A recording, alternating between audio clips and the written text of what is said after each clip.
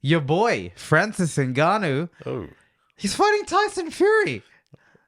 I didn't expect that. It's happening. Well, no, hold up. We've been hearing of it. So October 28th. I didn't expect it to become real. Okay, there were a lot of talks about it. Yeah, a lot of talk. Yeah. Yeah. Okay, I'll tell you what. They're following the Floyd Mayweather, Conor McGregor business model, right? Yeah. Obviously, Floyd and Conor was just when you Lightning in a bottle. Yeah, exactly. It was lightning in you a couldn't bottle. have. You couldn't have. When you think about like both of the characters, the race wars. Let's keep it real. They played on it. It was lightning in a bottle. Oh, we're getting into it. Race wars. Let's go. They played into it. They played into it. Did, eh? They really played into it. Is it Race Wars Part 2? Or? I don't know, the colors align. Okay, hold on. But like they're clearly going for the Conor McGregor Is this model. Black Panther versus Captain America? I think it is. I think, and you know what? Again, Captain Britain, maybe. Not Captain America. so they're doing it in pure boxing, obviously. Yeah.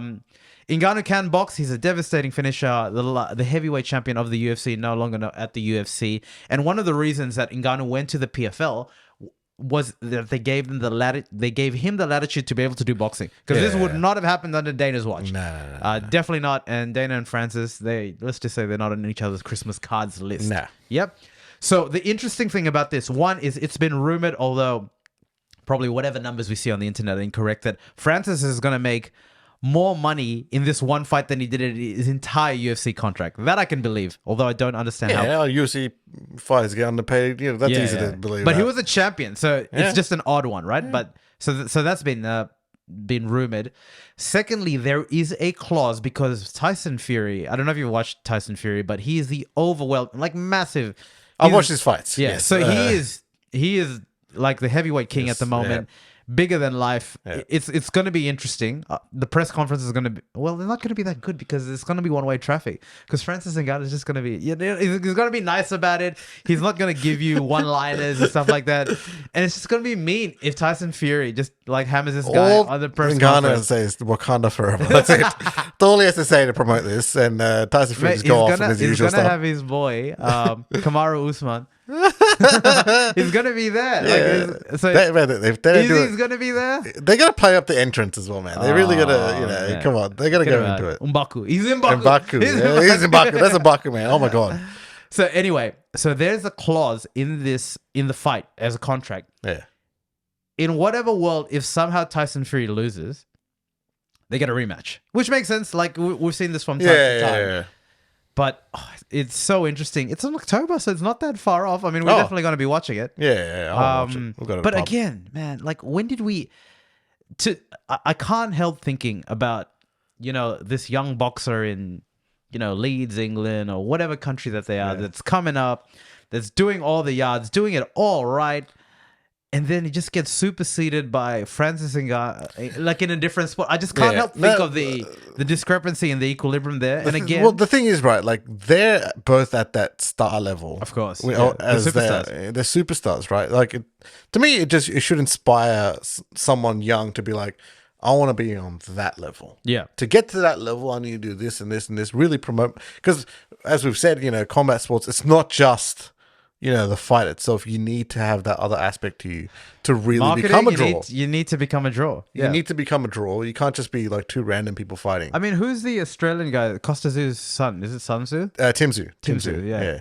He's a world-class fighter, yeah, but good. he's not immediate. Like he doesn't. No. That's not his vibe, right? Yeah. So a lot of the draw from him is the fact that he's Costa's son. Correct, which is terrible, right? So in his own right, he's writing his own legacy. Yeah. 10 out of 10 from a fighter. Yeah. But I'm not going to put a number because that's disrespectful. But the point I'm getting at is he's not a marketer. He never.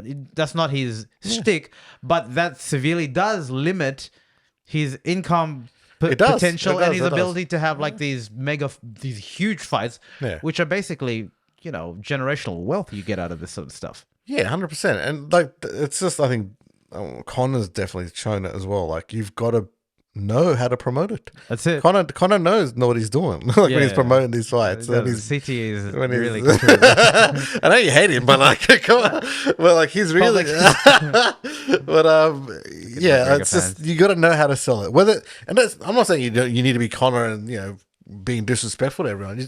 You just got to know who you are and I reckon put that Just volume put up the dial up by put the dial 10. up to 10. Really, you do. That principle Yeah. has worked out in every type of combat sport, whether it's boxing, MMA, wrestling. Yeah. Wrestling, the Rock and Stone Cold, what they've literally said it. Like, look, there were characters, but like those characters were us dialed up to 10. Up. Yeah. And like that's how you really like get the drama of the fight, right? Yeah. That's what I mean, look, a lot of people don't like that. Yeah, I understand. Like a lot of people like the technical, purists, yeah. the purists. They like the technical aspect. I think it's both.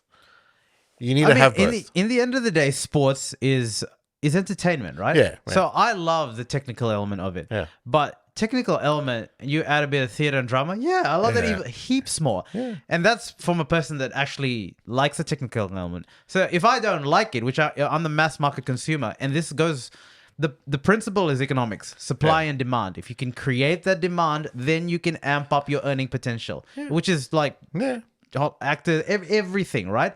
And with these guys, they have the ability to do so because of the eyeballs, because of the way.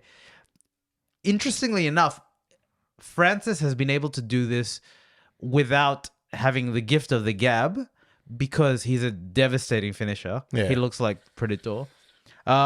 And actually, that's it. He's a devastating finisher. And to be quite like blunt about it, he captures a different target market. Yeah. Be that as you will, but like that's why he's as popular as he is. And Let's go back to Tim Tszyu for a second, actually. Yeah. Because another interesting sort of person to look at, maybe Tim Tszyu's trying to go for this, is that Manny Pacquiao. I was gonna say, don't say Choc Mundine, bro. not Choc, but like Manny Pacquiao. Yeah. He wasn't someone that was like, but Manny, like telling people off and stuff. But his character, he himself is a very respectful human being, right? And he had the best partner in Floyd Mayweather to go against because he wasn't. Did. That's why their fights were legendary. But Manny, it's hard because when you look at a fighter and The thing with Manny was very like he was technical. He was technical, but he also was like he's respectful and all that as well. Yeah. But I think he dialed that up to 10 as well. That respectful nature. Yeah. He showed this is who I am. I'm not going to talk and fight like that guy. Yeah. I'm very respectful in how, and I believe in that. Yeah. He was very determined that he believed in that. And maybe like, Tim's got to start doing that as well. Like, I'm a very respectful fighter. Yeah. I don't talk like that. I don't need to talk like that. Yeah. Like, he probably should say that. Something like that. We do agree, though, that in this age where everyone has a podcast, everyone has like a microphone there, like not fighters, let's just say sports people or celebrities, or you want to call it, have their audience already. They can get in front of a mic and have that conversation in however they want to drive that sort of narrative. And in any sport, to have your own voice, your own opinion is important, and the ability to harness. I think you got to want to do it too, right? Yeah. Because maybe you don't, and maybe you're happy. Yeah, maybe you just care about the technical. And you just love the technical aspects of it. And that's fine as well. Yeah, that's okay. I feel like this.